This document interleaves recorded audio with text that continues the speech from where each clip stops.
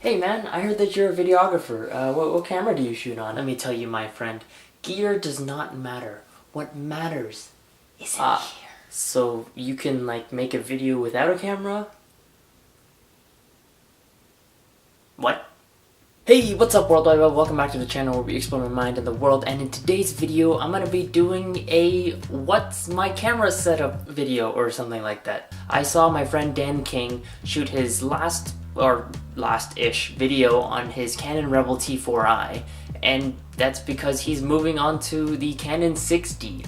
So I figure I might as well tell you guys what my setup is, since I don't think I've ever done something like this about the technical side of behind the scenes. So before I go into showing you guys my main setup, I thought I'd give you guys a little bit of history for you with my history of my previous cameras. So when I was young, I used to grow up on television. I used to just sneak downstairs at like 5 in the morning or 6 in the morning, wake up early for those Saturday morning cartoons just to watch TV. Whenever my parents would take pictures in family gatherings, I would always look up at them and say like, give me the camera, I want to see the camera. So I've always had a love for images and pictures and wanting to capture that. And being the age that I am, I grew up sort of with YouTube and with at least the early stages of YouTube. And so I decided to make some films myself, and I borrowed my parents' camera, and this is it right here. The Canon Allura 16. I really don't know what this model is, because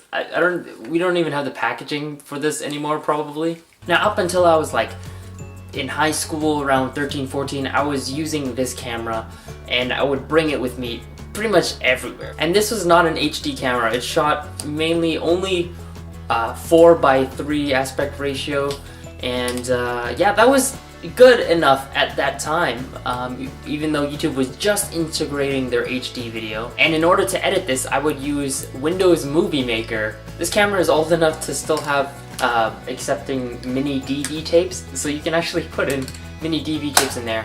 But it was new enough to accept SD cards. 1 gigabyte SD card. Yes, that was enough to store like hours and hours of footage back then, because it was just standard definition. And I would take this around with me and just make videos in my room at home, or I would go out and vlog in public, and I would just be like, hey guys, what's up? Because it had a tilty screen. But I think the problem was when I took this thing to Hong Kong, maybe because it was so humid in there that anytime I would try to turn it on, it would say there's a problem with the moisture in the camera and humidity, that it just wouldn't turn on.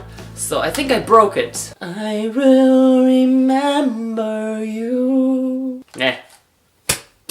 Then in high school, I moved on to another camera, which is this Canon Vixia camera, the HF-R21. As you can see, I put a lot of gaff tape on it, because there was a lot of gaff tape that I had laying around. Now this thing is a camcorder that costs about like, I don't know, $300 or so, and it records 1080i. I'm not sure if it records 1080p, it should. You can charge it via an output, or you can also use their battery right here, and yeah, this thing still works.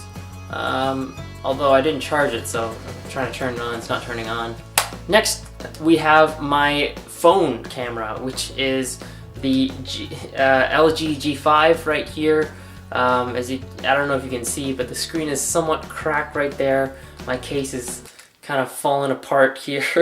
Now this camera right here is pretty nice. It's got a, I believe, 12 megapixel camera. I could be wrong, but it's also got dual camera right here and right here. So that's nice.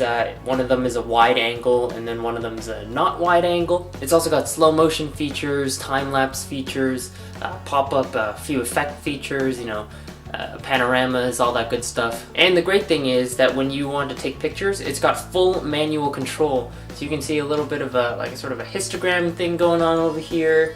You got your manual white balance, manual focus, ISO, aperture, all that stuff. But from there, I want to take you guys over to my current vlogging setup. Right, so as you guys can see right here, this is my Nikon D3200. Don't mind my Mickey Mouse clock in the background, that's only for cool people like me. Anyway, this is my Nikon D3200 over here. It's pretty good. It records 1080p video. It's got everything I need. You know, it's got interchangeable lens mount right here, over here. And what I do is for audio is actually have a line output that goes line right into my tascam DR40 right here. So if you guys can hear my finger rubbing up against it, that's what it is. And on my tripod, it's a Velbin tripod. I don't even remember what make it was, but yeah, it's a Velbin tripod. And right behind, right here, is a clamp light that I got from Walmart or Home Depot, as well as my lights up here that are just in my room. So yeah, this is the lights. I have two, well, those are two light bulbs, but there's another light over there, so two light sources on me at all times. And yeah, it's kind of a bit of a sort of a shabby getup, but this is kind of what I could set up in my room. It's like paint chips over there, as you guys always know. There's like paint that sort of peeled off when I ripped off a poster from there or something. And the reason why I'm using the Tascam DR40 instead of a Rode Video Mic Pro or something like that, I do have a Rode Video Mic, but when I put it on, because my DSLR's preamp is so bad, it was producing this really loud hiss sound, and I figured just, you know what, forget it, I'm just gonna go through this Tascam because it actually sounds much cleaner. So there's my setup. I want to do this because I figured that it might be kind of a fun video to make, because I often watch a lot of people, what their video setups looks like, and I figured that someone might enjoy watching this too. This my ghetto YouTube setup over here. But after like several, 4 or 5 years of using this Nikon DSLR, I've decided that it's time to move on and get a camera that has a flippy screen that I can actually view myself when I'm vlogging. But hey, that's just my opinion. I'd love to know what you guys think. Let me know down in the comments below what you guys thought of my camera setup, and if you have any recommendations on what camera I should get next or what you think I might get. Take your guesses down below. Let me know what your guys' setup is also. I'd love to know. Also, if you guys like this video, don't forget to hit like and subscribe so you can be notified for my next video, which will be next Thursday. You can also watch my last week's video by clicking right over there. Facebook, Instagram, Twitter, all my social media links are down in the description below. But that's all I have for you guys today. Until next time, go explore something.